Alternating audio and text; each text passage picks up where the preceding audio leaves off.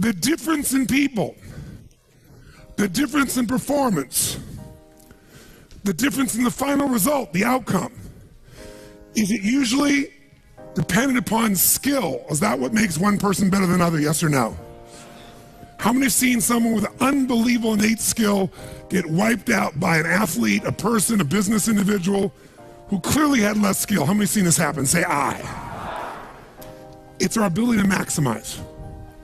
We said on day one, leaders are what transform organizations. You want to grow this company, you want to transform this company, leaders do it. A leader doesn't mean everybody else follows you. It just means that you have a higher what? A higher standard than anybody else does. What'll make you the leader is when you have a higher expectation, not of other people, anybody can do that, of whom? Of yourself. So if you want to know what does it take to take things to the highest level, what's going to take to change my business permanently, not temporary, you can go home and you can install some of these strategies, skills, tactics, tools, insights, and see a significant change. But if that change is going to be a lasting company of value that keeps growing, then the things you've learned here have to become the standard for your organization, not something you did for a period of time. Whenever you look at somebody and say, why are they more successful than anybody else? It's always because of step one, they've raised their standard. If you go back home and you want to change your life in any way, personally, professionally, or your company, as boring as it sounds, as stupid as it sounds, you might say, I spent all this time, this energy, this money, and you're going to tell me to raise my standards? Yes. Because even though that's not sexy, it is the only thing that creates lasting change. You can go on a diet and you can lose weight, but what will that person eventually do? They'll go where? Back, unless they raise their standard. Now that sounds so trite and stupid and positive thinky or old school, but the truth is it's the truth. So maybe I can language it in a way that's more compelling to you or more simple. What does it mean when we say raise our standards? It means you turn your shoulds into musts. The difference in people is that they turn their shoulds into musts. The things that you used to say I should do, you do your shoulds when it's convenient, when it's comfortable, when it goes your way. But when something is a must, not to other people, but a must to you, do you find the way to get it done, yes or no? Yes. So the difference in people is what's their must, or another word for that is what's their standard. Every person in this room right now, our bodies are a reflection of our physical standards. They are not a reflection of our desires. Most people have a desire for more energy or a better body or a stronger body or a more fit body. We don't get our goals, we get our musts. The ones that are the musts become how you are. And guess what? It shows up in your rituals. When it's a must, you have different rituals, different things you do consistently when you must have your body a certain way than you should or you'd like to or you want to. How many follow what I'm talking about here? Say aye.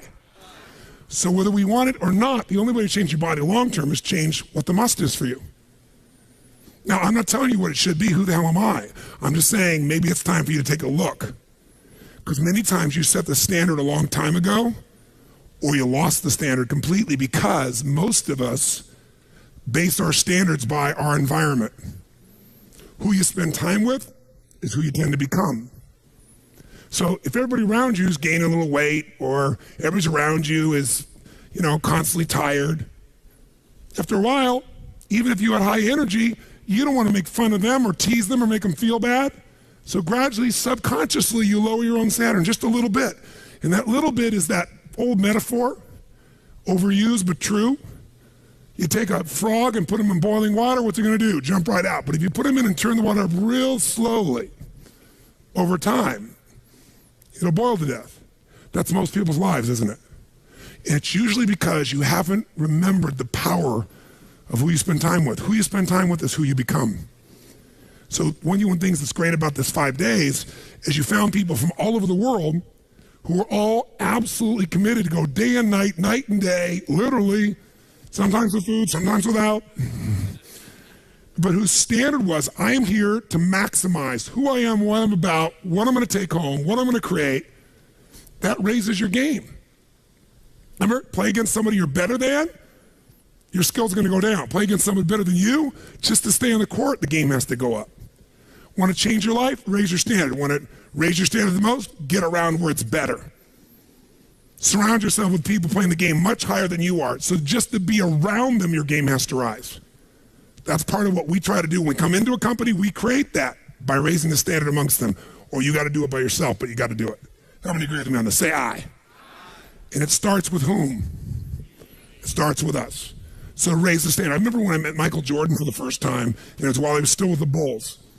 And I asked him, I got a chance to do some coaching, a bunch of people, and I think I introduced him because of this. And I said, Michael, I said, how is it you do this?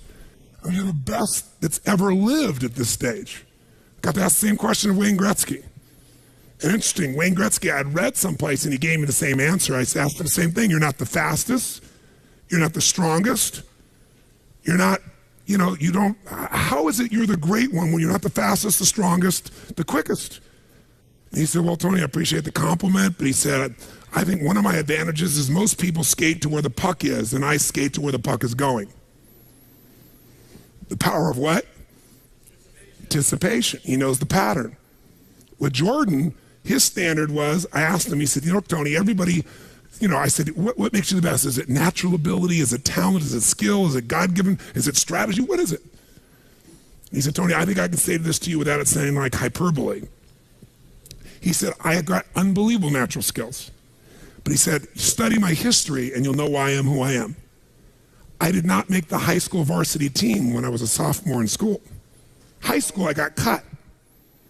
He said, I had a lot of natural talent, but the greatest gift of my life was a coach who said, you're not on the team. And I looked at him, I laughed at him. I said, you got to put me on the team. I'm the most talented guy out there. He said, no, you're not.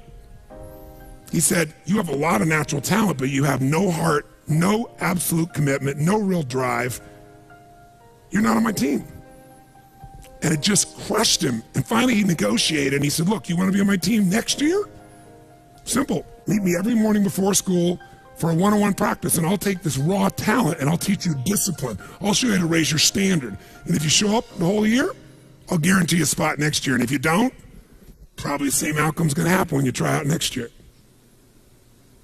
He couldn't believe it. And guess what? Most people don't know. Michael Jordan got up every morning and drilled and drilled and drilled and didn't get to be on the team. And next year he was on the team and he was not only good, he was great. Guess when his career exploded? When he lost again, championship to Detroit. And he was on the bus, he said he was crying in the back of the bus, physically crying, pissed off at all the other players that they hadn't done their job. And something inside of him snapped and realized, crying, whining, blaming everybody else is not the problem. I need to raise my, because he realized that's what did it for him originally. And you know what he did that year? He lifted weights like never in his entire life. He decided he was going to dominate every person, every floor, every place, every spot in the country. He's going to be stronger than anybody. He practiced like he'd never practiced in his life. And oh, by the way, he won how many NBA championships? How many in a row? 3. Retired, came back and won how many in a row? 3. Never anybody in history would even dream of such a thing, especially after retirement. That's the power of raising your standard. But guess who he competes with? Michael told me one time, he goes, Tony, if I competed with other people, I wouldn't be who I am. He said, my competition is with the best I can be. They're trying to compete with me. That's why I beat them. Because they're competing with where I am. But I'm competing with where I can be. Think about that mindset. Think how your life would be different if you raised the standard of what you expected from yourself, not your people, yourself, to that level, how things could shift. It's all about changing your shoulds to musts. It's all about going back and saying, this is how it's going to be. It's like when Gary Vee was here and he was guys were saying, man, I'm working so hard, man. I work from 9 to 6. He goes, yeah, what are you doing from 8 to 2? 8 p.m. to 2 a.m. That's when you master your craft. I always say to people, it's what you practice in private that you'll be rewarded for in public. People say, oh my God, you have this great ability, this great skill. They didn't see all the hours. This class, this course, I know tons of this stuff like the back of my hand. But if you talk to my team who's exhausted, they'll tell you we're up to 4 a.m. almost every night. To be able to figure out how to provide for you a life cycle and get it to be real so you can think about Nike and give you accurate information about when did they really get to young adult, when they fall down. We had to make phone calls, read financials, do all kinds of stuff. We did all that stuff. We were doing all these things and we've accomplished so much, and I figured out how to make it even better. That level of commitment is what makes you great at what you do and gives you that little edge that makes you stand out from everybody else. And that standing out is what makes somebody absolutely own an industry or brand themselves like nobody else in the world. That process is what this is about.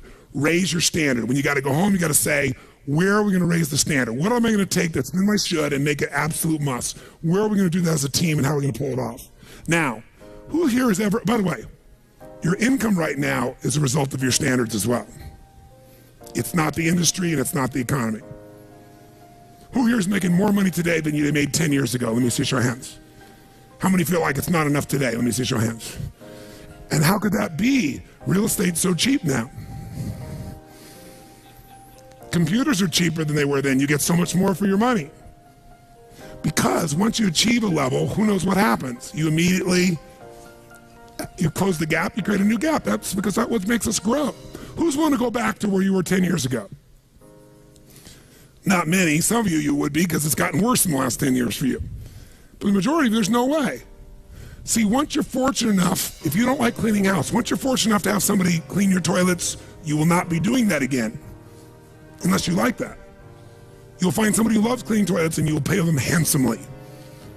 Because now to go back and do that, once you've had the privilege of not having to do that, it's a different game. It's a gross metaphor, but who gets what I'm talking about here? Say I. Once you have a must, you find a way to get to it. Every one of you in this room is earning what you must earn, not a dime more. Don't get me wrong, you might have big goals, big desires. It's not a must for you. Because even when the economy crunches, if it's a must, you will find the way. How many agree with me on this? Say I. See, when it was a must for me to get at one level, I did. I remember it was a must for me to finally make $1 million a year. I had my son Jarek going to be born. I swore I would never have a child unless I was financially set, and I wasn't financially set, and he was on his way. I went from $38,000 a year to making $1 million a year in the next 12 months. That was all BS. In my head, I thought all my growing up, all the pain was because my parents fought because there was no money. They would have fought anyway. Because I believed that, though, I raised the standard, made it happen. And then I made $1 million a year for 7 straight years. Even though I built 5 more companies, even though I was helping more people, I made the same amount of money. Guess why? That was my must. At some level above that, seemed greedy. Now, it wasn't like I had this incredible lifestyle. I owned a magical home. I had this place called the Del Mar Castle overlooking the ocean in Del Mar, California. But I was on the road, staying at the Ramada Inn in Milwaukee, with shag carpeting and smelly, dead animals on the wall on my birthday. And my maid, she's back at home in the castle going, "Oh, Mr. Robbins, happy birthday. Oh, I can't help thanking you. It's so wonderful. Oh, Mr. Robbins, it's so beautiful here. I was sitting out in the jacuzzi overlooking the ocean. Oh, yes. Oh, I've lost 22 pounds. I can't tell you. It's been so amazing. I get on your Stairmaster and I watch Oprah. I love your gym, Mr. Robbins." And I'm thinking, she's got a multi-million-dollar lifestyle. How many can relate to this in some way, right? So I went from 38,000 to $1 million, so I changed my income. It became an absolute what? It was nothing about money. It was about growing. Because I knew to make more, I'd have to help more people. I'd have to expand. And I came with this goal. I wanted to feed all the people in San Diego that were homeless. First, my goal was 1/3 of the homeless people. And then my goal was everybody. I said, if I can go from 38,000 to $1 million, I should be able to go from $1 million to $3 million in 3 years, and I did it in 12 months. I found the why. I found the reasons. I got a different RPM. But it became a must for me, not a should. You're meeting your must, my friends. Maybe it's time to change your must. Some people's must is to survive. Some people's must is to be okay. Some people's must is to have freedom. Some people's must is to have more than they could possibly spend. Some people's must is take care of everybody around them. Whatever your must is, you're going to get it. When you leave here, get clear on your musts. Or raise your what? Step 2, real fast. I'm going to do it real fast. Who here's ever raised the standard and you get out there and you go, I'm going to go do this. And I'm committed. I'm going to change this. I'm going to make that happen. I'm going to lose 50 pounds. I'm going to take my company to the next level. And you're all excited. And then all of a sudden this voice in your head goes, who are you kidding? Who's ever had one of these? Raise your hand, say I. So once you raise your standard, you got to get certainty behind it. You can sustain it. And that means you got to change your limiting beliefs. You got to change your limiting beliefs. And who has limiting beliefs, by the way? Who? Everyone does. So you got to become aware of it and you got to destroy it. Now, how to do that? Honestly, if you've been to the UPW, you know how. If you haven't, come join me in San Jose or someplace else and come through the experience. When you change your limiting belief, everything changes. Because as you believe, so is it done unto you. If you believe you're right or you believe you're wrong, you're right.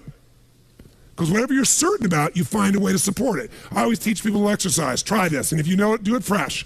Look in this room real fast for everything that's brown in this room. I'm going to give you a test. What's brown? Quick. Look for brown. Look for brown. Look for brown. Brown hair, brown clothing, brown. Close your eyes. Tell me everything you saw in this room that's red. Raise your hand if you see more brown in your head than red and say I. Open your eyes. Now look for red. Look for red. Look for red. Look for red. Look for red. Look for red. Look everywhere for red. Look for red. Raise your hand if you found more red this time. Raise your hand, say I. Why?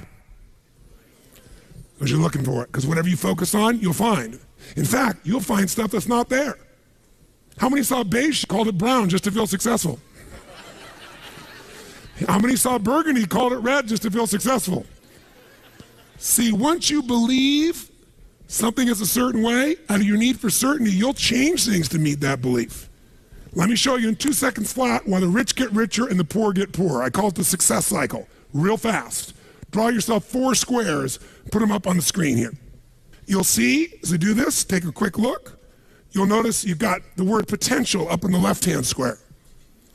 Up in the right-hand square is the word action. Bottom right is the word results. Bottom left is the word belief, or another word for that would be a sense of certainty. Potential, action, belief, results. And notice there's arrows in a clockwise fashion where they just keep feeding each other over and over and over again. So again, it's potential, action, results, belief, or another word for that would be certainty. Now, did you ever notice how rich people tend to get richer and poor people to get poorer? And I don't just mean rich in financial terms. I mean people that are rich emotionally. Did you ever notice how happy people tend to get happier? And depressed people tend to get more depressed? How many have found this to be true? Say I. It's because the power of momentum and what I'm about to show you. So let me show you something here. What's the potential of any human being? You tell me, quick. Unlimited. Do most people's results reflect that true potential? Yes or no? No way. Why? Because most people aren't taking enough what? But is it possible to take a lot of action and still get lousy results? What if you got a salesman that works for you and they walk out and they knock on 100 doors and they say, you wouldn't want to buy anything from me, would you? Or they don't say that verbally, but they say it non-verbally. Is that going to affect their results? Yes or no? So it's not enough even to take enough action, because when we believe it's not going to work or we're uncertain, does that affect how much of our potential we tap? Yes or no? See, if you don't think it's going to work, you're not going to put out a bunch of your energy when you think it's going to fail. And by the way, when you're not sure, you tap little potential. Do you take little or a lot of action? When you're not sure, when you think it's not going to work, you take massive action or little action? Now, when you take little potential with little action, what kind of results do you get? Little lousy results. And when you get lousy results, what does that do to your belief? You go, see, I told you it wasn't going to work. Told you it was a waste of time. And then, by the way, when you have less belief, how much more potential do you take? More or less? If it's possible, you tap less potential, more or less action. Less. And what happens to your results? They get even what? And now they got worse results. What does that do to your belief? And by the way, now you see the current economy. Isn't it true? Everybody out there is going, oh my God, the results are so bad, it's going to get worse in the future, so I better pull in my horns, there's less potential, so I'm not going to push as hard. I'm not going to take much action. Oh my God, I'm getting lousy results with little potential of action. Oh my God, it's going to get worse. That's what creates a recession, depression, whatever you want to call it. How do you change that? By the way, can it work the opposite direction? What would happen if something inside you gave you so much certainty inside of you that you felt absolutely certain that recession was your friend? that the worst economy for you was the greatest time on earth, that all you had to do is manage your state and apply your fundamentals and immerse, stay coached so you don't get off target, keep taking action, and you could own your business and you go to other people's businesses. How many believe that, by the way, now? Say I. When you have that kind of certainty, are you going to use more of your potential when you go home or less? Which one, my friends? Are you going to take less or more action? When you are certain and you use lots of your potential with massive action, what kind of results do you get? Massive action gets massive results. What kind of belief do you get now when you get better results? You go home, you use your core story. You go home, you take one of these techniques, you get a different response. You go home and you stimulate a new source of profit or income. You go home and you add a service. You go home and do anything, and it works. Your brain goes, yeah, it works. Now, by the way, at Home X, we went in there. Thank God we went in there, because they took our stuff and it looked like it wasn't working. You remember that? Because some people there didn't want the change to happen. So we had to dig in and find out it was working. We knew you can't take action. You can't sow that seed and reap nothing. So we uncovered what was really going on. You're going to have to watch for the same thing, depending upon the size of your organization. But bottom line, when you get great results, belief gets stronger. Now you're totally certain. Are you going to use more or less potential, my friends? Which one? More. You're going to take even more what? Get an even greater what? Even more certainty. And now what happens to your business? Boom, boom, boom, boom, boom, boom, boom. And now you have a different momentum. And so your economy does not have to reflect the economy.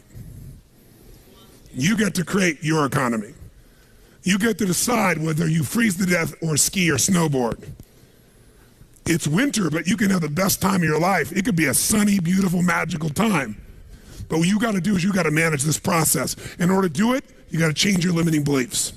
And this week has been about doing that by giving you so many tools and examples that you'd be immersed.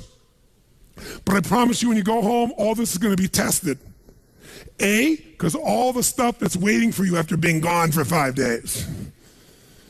B, all the people there you work with, their limiting beliefs, whether you have one employee or two because you're an army of 1 or 2 people, or whether you got 10,000. And so you have to be able to implement. This, by the way, is, I'm going to sell you, bring us in if we can help.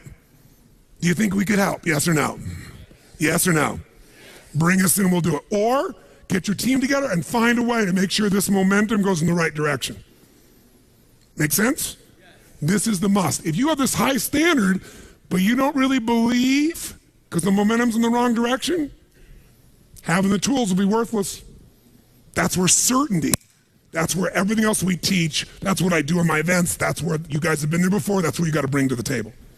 What are the 5 keys for integrating this? Number 1, you got to go home and raise your what? Come on, guys, raise your what? Which means turn your shoulds into. Step number 2, you got to go out and change your limiting what? Find anything that's limited you and destroy it. What's the fastest way to destroy it? You can do it very quickly by producing the results in your mind over and over again. Or, why do you think I get people to walk on fire? Because they think it's impossible. When they walk this fire, mentally you might say, oh, I can do it. But when they get in front of that fire and it's 2,000 degrees burning hot coals, it gets their full attention. And suddenly they have a state change. And when you get yourself in a state where you can storm through fire, it's not about fire walking. The state you're in to get yourself to walk across fire is the metaphor for anything that used to stop you, the fire of your life. And by the way, when you cross fire and you're on the other side doing something you once thought was difficult or impossible, it's that easy, your brain goes, what else can I do that I thought was impossible? It's unbelievable. It's not intellectual, it's emotional. Plus, after firewalking, cold calling is not a problem. You get the idea, ladies and gentlemen? All right? So what we're really talking about here is changing your beliefs. Now here's the 3rd key. If you're going to get maximum results, you got to model what works. We brought you for 5 days and nights here, models of what works. Go back and get them. Now here's where the challenge is. How many got tons to do in your normal list of things to do when you go home? How many got a lot to do? Say I. How many have a lot of outcomes you got to go after? Say I. How many have the same amount of time you had before? Say I. So in your business, if you need something to get done, you get it done because it's an absolute what? Or you hire someone to get it done. Hire us, hire someone else, get somebody inside. But are these things you're going home with musts or shoulds? Which one? Do whatever it takes. You say, I don't have the money. You don't have the money not to. Forget us. Hire somebody as an individual who knows what they're doing and put them in there. Leverage yourself. The only way you're going to get the game bigger is by taking a little bit of what, my friends? Risk, but that means get yourself some resources. Be resourceful enough to get the resources. What's great about this? What is this opening? What is this creating? What's possible? What have I not seen? This is going to make me see. What have I learned from this? What can I learn from this? What am I willing to do to still have it the way I want it? That's the fourth step. You intensify, and you innovate. And then there's a final fifth step. And that fifth step's really simple, my friends. And that is step up and give. Step up and give more than anyone else could possibly expect. The ultimate transformation happens when you stop trying to get and you start to give. Whenever you're at your best, you're giving. I remember so vividly driving in my car, my Volkswagen Bug, and I was struggling, and I was 19 years old. I was driving on a freeway in San Gabriel Valley, the 210 freeway, I'll never forget. And it's midnight, and I'm frustrated. I felt like I tried everything, and I had these big hits, like the one you just saw, and nothing was going my way, and I was frustrated, and I kept thinking, how come I'm not getting what I want? And all of a sudden, it just hit me on the freeway. I pulled over the side, it was almost midnight, no cars really around, grabbed my journal and I wrote, and I still have the journal to this day from when I was 19 years old, full page, and I wrote, the secret to living is giving. And I realized why I wasn't doing well. Because I all focused about what I wasn't getting. I was not focused on what I was not giving. And the whole game changed.